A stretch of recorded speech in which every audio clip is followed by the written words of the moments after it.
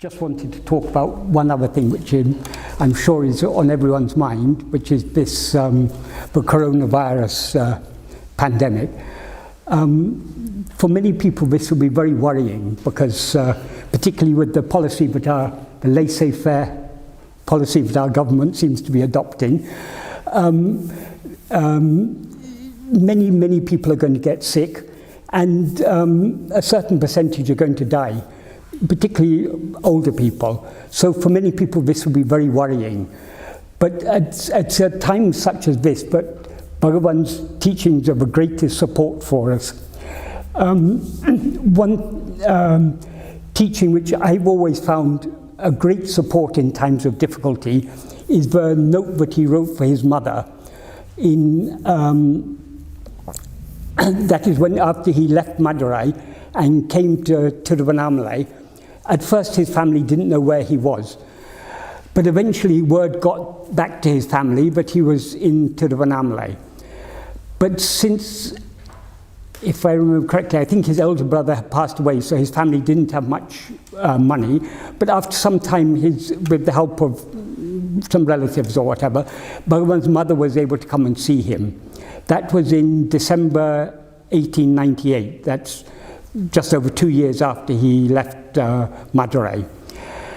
And seeing him, as a mother, she naturally is concerned for her child, and seeing him living an ascetic life, it broke her heart, and so she was pleading with him to come back home to Madurai. She said, you can continue with your meditation or whatever it is you're doing, but please come back and I'll take care of you.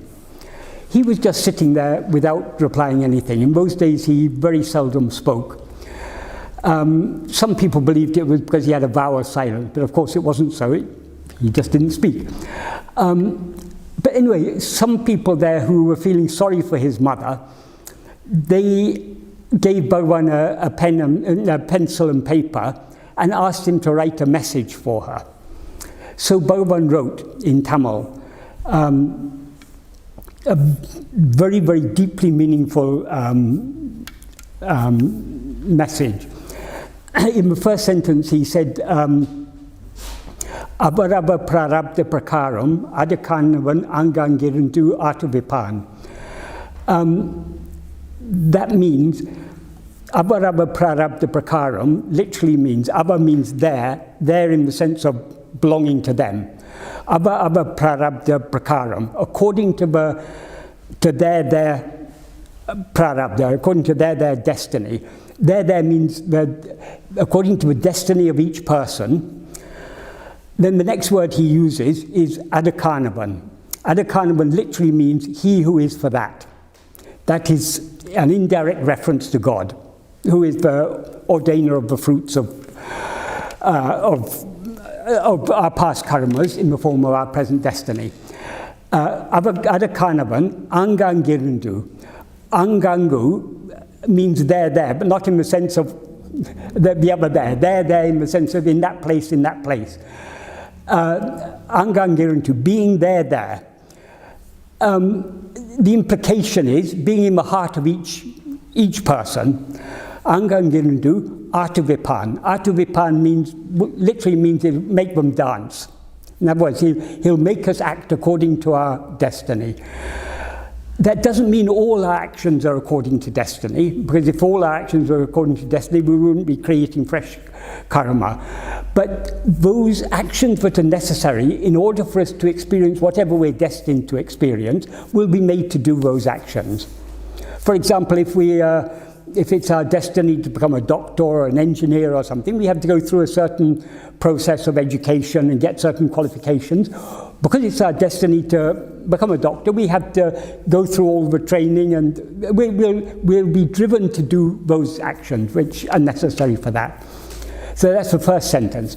In the second sentence he says, Endrum naduvadadu, envichikanum naduvadu. That means what is never to happen will not happen whatever effort is made. That is, supposing I want to become a doctor, I can try as much as I want to become a doctor, I can desire to become a doctor as much as I want, and I can try, And it's not going to happen. Then in the next sentence, he says, Nadipadu in tade seinum niladu. What is to happen will not stop in spite of any amount of obstacle, however much we try to obstruct it. If we're destined to become sick with coronavirus, if we're destined to become seriously sick or to die or whatever, these are not things we can change. Whatever we try, even if we are richest man in the world and have got all the medical facilities at our disposal, if we're destined to die, we're going to die. We cannot live for a moment longer than we are destined to live. Then in the next sentence he says, Iduve tinnum, this indeed is certain. So nothing can happen that is not destined to happen, and nothing can, we cannot stop what is destined to happen. This is certain.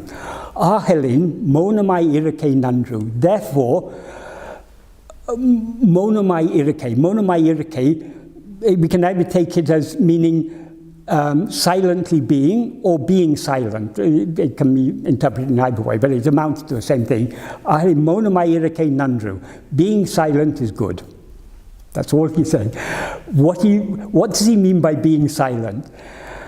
Obviously, the actions of the body, mind, speech and body are destined to do, we're going to be made to do. That is Adhikaneman. He who is for that will make us dance accordingly. That means the body, speech and mind will do whatever actions we are destined to do. So we can't just keep quiet doing nothing. If we means the body, speech and mind. But what Bhagavan means by being silent is, so long as we rise as ego, we identify with whatever actions are done by body, speech, and mind. Because I am this body, I am this mind, it is I am sitting here, I am talking, I am thinking, I am doing this, I'm whatever. We identify with this bundle of called the five sheaths, the body, life, mind, intellect, and will. All these things we identify with them as if they were ourselves. So long as we rise as ego, we experience ourselves as a body and mind. Consequently, we experience ourselves as the doer of these things. So the only way to keep, what Bhagavan means by keeping quiet is don't rise as ego. Just let things be. Why we rise as ego? Because we have likes and dislikes. We want naturally, because we take this body to be I, we want to live as long as possible. We want to live comfortably. We want to be free of illnesses. And we also have our loved ones, so we want them also to do well in life, to have a nice, comfortable life. And we have so many likes and dislikes. These likes and dislikes lead us to worry about things, to try to avert things which we don't think are good, to achieve things which we think are good. But when all these, whatever we like or dislike, it's not going to change anything. Whatever we try to achieve or whatever we try to avoid, it's not going to change anything, because what is to happen is going to happen. This message, because Bhagavan taught, sometimes it said two paths, but it's actually one and the same path. Sometimes Bhagavan said there are two ways: either investigate yourself or leave it to God, surrender yourself completely. Actually, these are, in the advanced stages, these are one and the same thing, because we cannot investigate ourselves without letting go of everything else. In order to hold ourselves alone, we have to let go of everything else. So investigating ourselves is surrendering everything. And we can, by the path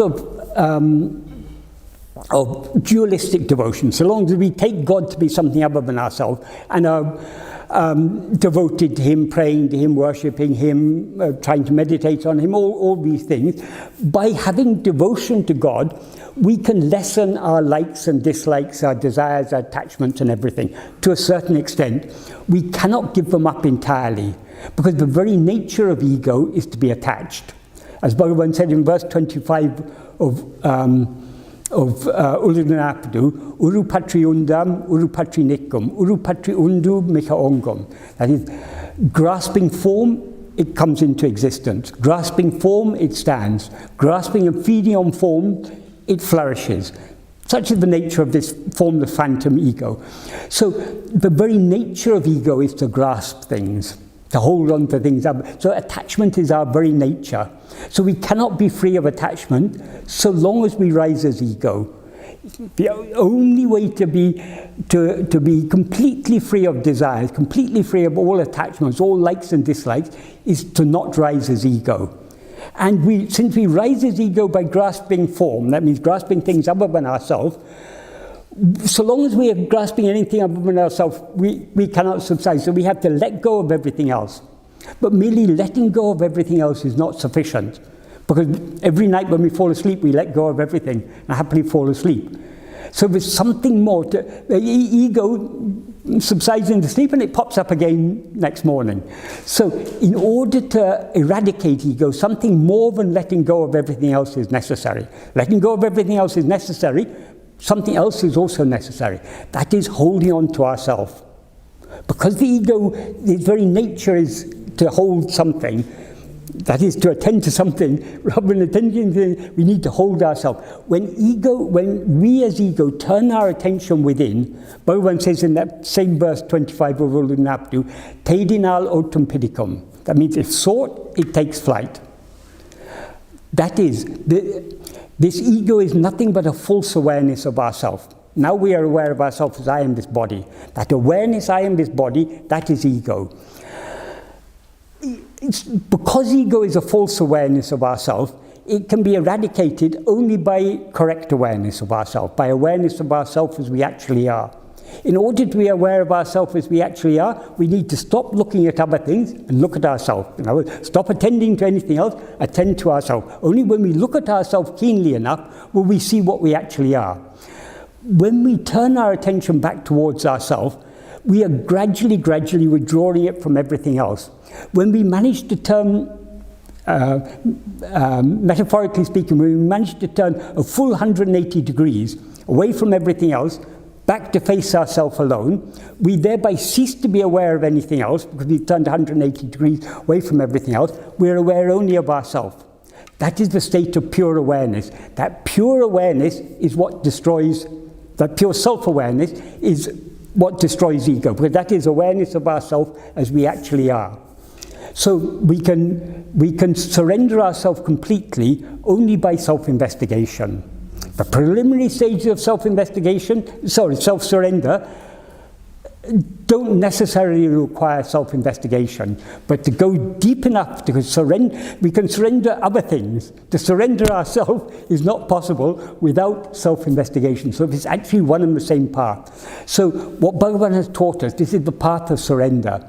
And for this path of surrender, what he teaches us through this note that he wrote to his mother is a tremendous support. Because so long as we believe that we can change anything, our mind will be going outwards. If we really understand that nothing is in our hands, we're free to want to change things, we're free to try to change things, we are not free to change anything. So all our wanting to and trying to change things is useless. It's just creating more karma, more fruits for future experience. So being concerned about anything other than ourselves is useless. So if we need, the situation Bhagavan has put us in now is actually a very good reminder. Because generally, we all think of death as something, we all know we're going to die someday.